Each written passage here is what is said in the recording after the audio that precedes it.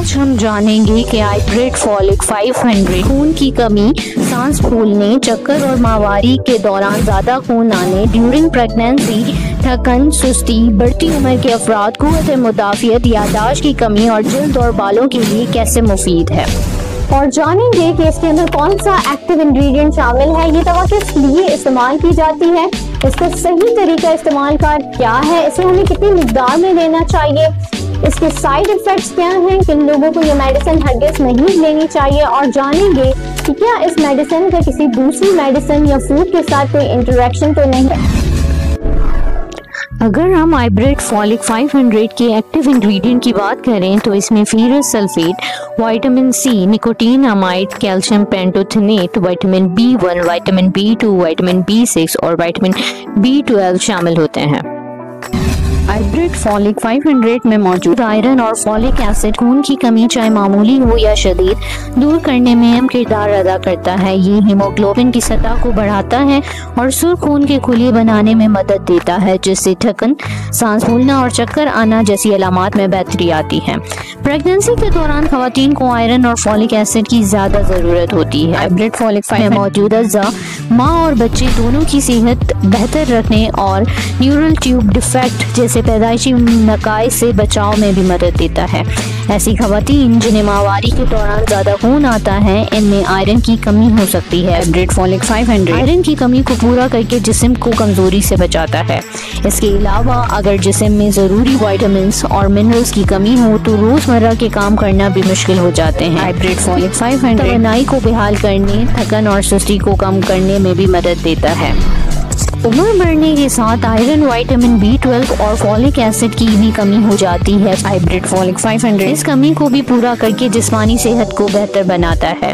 इसके अलावा आइब्रेट फॉलिक में मौजूद विटामिन सी और आयरन से मुदाफियत बढ़ाने में मदद देते हैं, जिससे जिस्म वायरस और बैक्टीरिया के खिलाफ बेहतर तरीके से लड़ने में अहम किरदार अदा करता है। आइब्रेट फॉलिक 500 मौजूद विटामिन B12 और फॉलिक एसिड हमारे एसाबी निज़ाम को भी बेहतर बनाते हैं, जिससे याददाश्त और ज़हनी कारकर्दगी बेहतर होती है। इसके अलावा फॉलिक 500 में मौजूद विटामिन सी, आयरन और जिंक मिलकर खून की गर्दिश को बेहतर बनाते हैं, जिससे बालों के झड़ने और जल्द की खराबियों में कमी आती है और जल्द चमकदार और बाल मजबूत होते हैं। इसके अलावा सर्जरी या चोट लगने के बाद खून जाया होने की सूरत में भी फॉलिक 500 का इस्तेमाल का आरामद समझा जाता है। अगर हम आइब्रेट फॉलिक 500 के सही तरीका इस्तेमाल की बात करें तो इसे रोज दिन में एक मरतबा पानी के साथ खाली पेट या फिर खाना खाने के 2 घंटे बाद लेना चाहिए। लेकिन अगर आपको मैदे का कोई मसला है तो आप इसे खाना खाने के आधे घंटे बाद भी ले सकते हैं, लेकिन वाज़ेह रहे कि खाने में कोई कैल्शियम या डेयरी प्रोडक्ट शामिल ना हो। इसके अलावा आइब्रेट फॉलिक 500 को कभी भी दूध के साथ भी इस्तेमाल ना करें, क्योंकि दूध में मौजूद कैल्शियम इसकी एब्जॉर्प्शन को कम कर देता है।